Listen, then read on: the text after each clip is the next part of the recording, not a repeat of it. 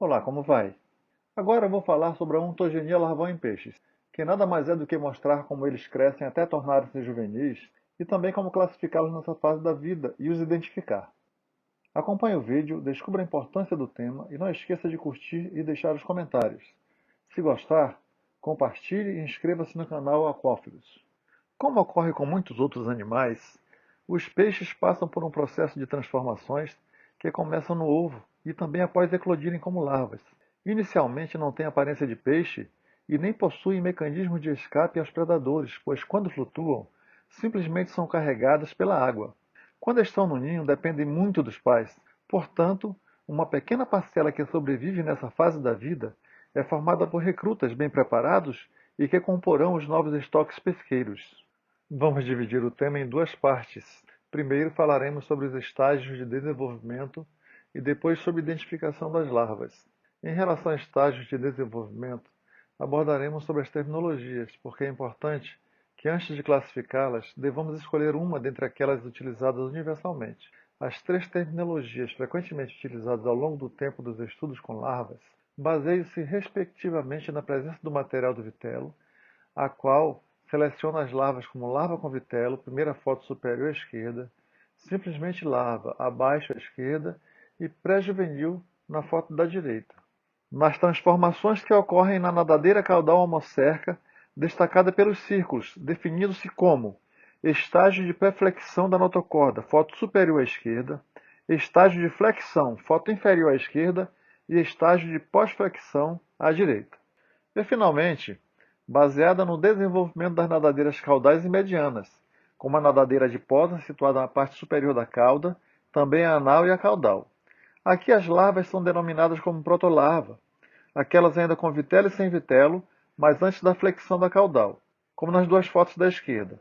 Mesolarva, com a caudal totalmente formada, mas com as outras duas nadadeiras ainda sem os raios, como na foto superior à direita. E metalarva, onde essas três nadadeiras já apresentam raios, como na foto inferior à direita.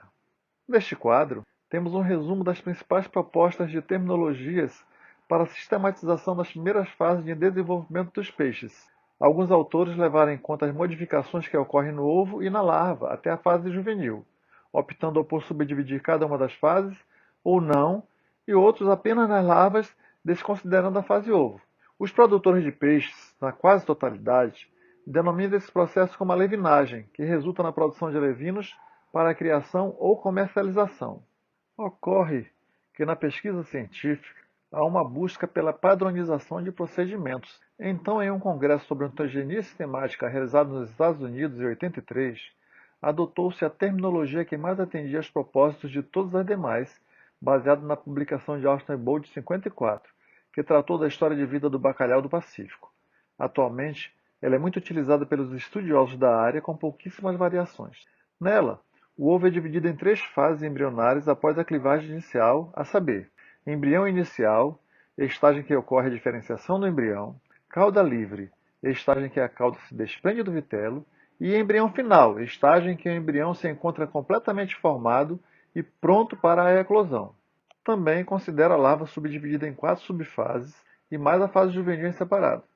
Aqui ligeiramente adaptada por Nakatani e colaboradores em 2001, que consideram a primeira alimentação exógena da seguinte forma: larval vitelino, período entre a eclosão e início da alimentação exógena. Pré-flexão, início da alimentação exógena até o início da flexão da notocorda, com o aparecimento dos elementos de suporte da nadadeira caudal. Flexão, desde o aparecimento dos elementos de suporte da nadadeira caudal até a completa flexão da mesma, aparecimento do botão da nadadeira pélvica e início de segmentação dos raios da nadadeira dorsal e anal.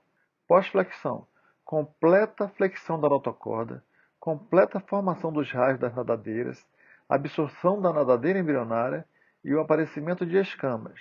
Juvenil, quando o jovem atinge as características corporais semelhantes ao adulto. Compare com a foto ao lado. Para a montagem da sequência de estágios larvais conforme esta ilustração, que trata de três espécies, é necessário ou que se proceda uma reprodução em cativeiro ou que se identifique o animal a partir das características dos adultos. O segundo procedimento é mais complicado e não menos trabalhoso, porque exige o conhecimento antecipado da ictiofauna do local. mas não é impossível. Para isso existem técnicas. Entretanto, quanto maior a diversidade, maior é o esforço para a identificação. De posse das informações de cada estágio, é possível estimar o tempo médio de vida a partir da eclosão de um ovo. Na prática do monitoramento ambiental, essa informação é muito utilizada para determinar locais de desova de uma espécie em ambientes lóticos, por exemplo. É muito importante que se busque sempre montar um manual de identificação das larvas com identificação de estruturas chaves para a diferenciação entre as espécies. Para que você tenha uma ideia sobre a arte da identificação das larvas de peixes, de todas essas fotos, apenas duas retratam a mesma espécie, caso das duas do canto inferior esquerdo. Observando com atenção, você verá que ambas contêm vitelo, e isso mostra uma exceção no uso das terminologias, quando definimos larval vitelino, assim como a foto superior esquerda, onde as nadadeiras já estão formadas como em pós-flexão, mas a larva ainda tem muito vitelo.